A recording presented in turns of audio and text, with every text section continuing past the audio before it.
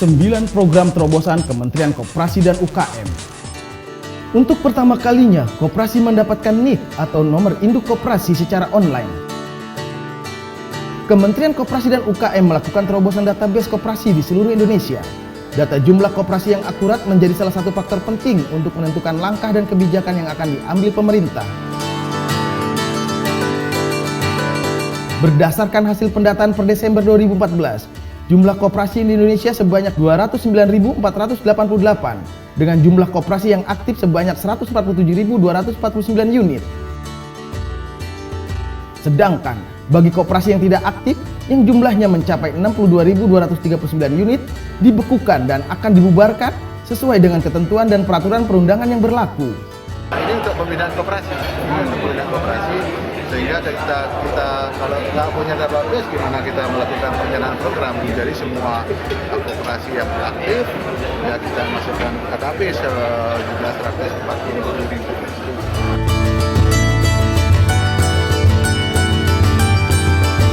Peran KUD dalam pendistribusian pupuk bersubsidi. Kementerian Koperasi dan UKM bersama Kementerian Perdagangan dan Kementerian Pertanian mengembalikan peran penting koperasi unit desa atau KUD dalam penyaluran pupuk bersubsidi. Tercatat 274 KUD dari 2.485 distributor yang menyalurkan pupuk bersubsidi.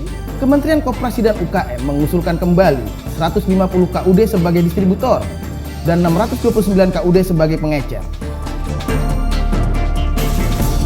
Setelah pembenahan, akan diadakan usulan penambahan KUD untuk distributor sebanyak 170 koperasi dan sebagai pengecer sebanyak 1.196 koperasi.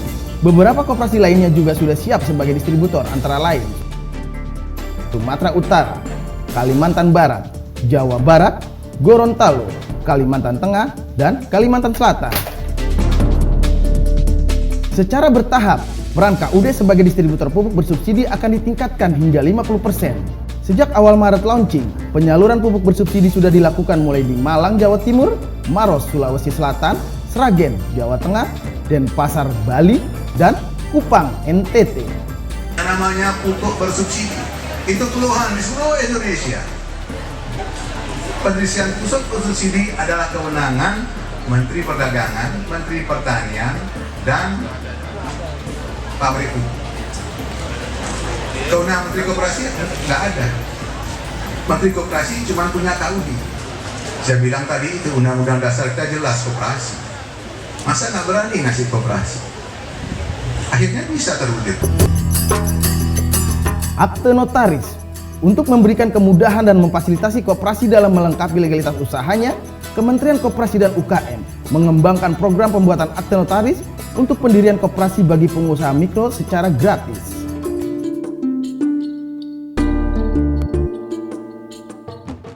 Izin usaha mikro kecil atau IUMK.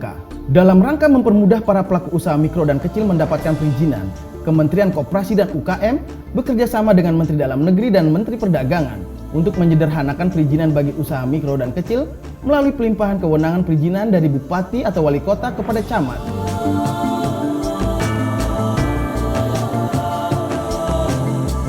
Izin usaha mikro dan kecil atau IUMK yang dikeluarkan Camat hanya 1 lembar dan pelaku usaha tidak dikenakan biaya atau gratis.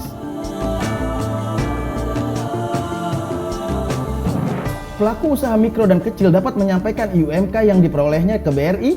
Selanjutnya, BRI akan mengeluarkan kartu izin usaha yang dapat digunakan untuk mengakses pembiayaan.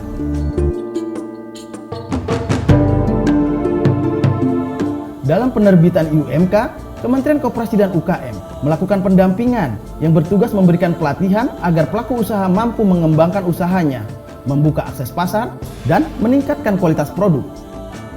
Jadi izin usaha kecil nanti mikro itu hanya cukup 1 lembar dan tidak dikenakan biaya, gratis. Inilah keberpihakan pemerintah pusat, pemerintah daerah untuk kepentingan pelaku mikro kita.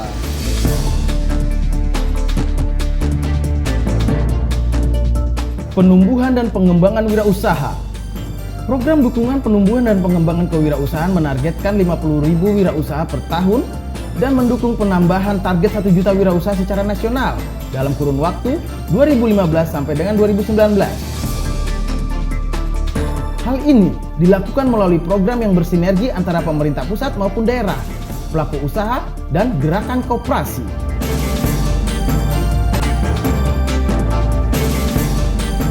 Hak Cipta. Kementerian Koperasi dan UKM melakukan kerjasama dengan Kementerian Hukum dan HAM untuk memberikan kemudahan mendapatkan hak cipta bagi UKM. Pendaftaran hak cipta dilakukan secara online melalui e-hak cipta di Kementerian Koperasi dan UKM.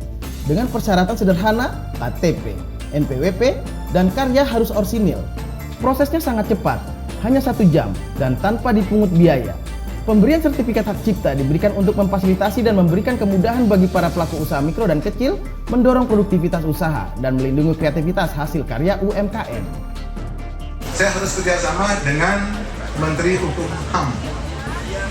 Jadi kewenangan ada di Menteri Hukum HAM, tetapi Pak Lawli, saya ajak bicara, sudah memberikan kewenangan kepada Kementerian Koperasi dan UKM. Jadi surat pendaftaran hak cipta itu sekarang bisa dikeluarkan di Kementerian Koperasi dan UKM dan tidak bayar 1 sen. Galeri Indonesia Wow merupakan rebranding UKM Galeri Gedung Simesko Rumahku atau Rumah Koperasi dan UKM.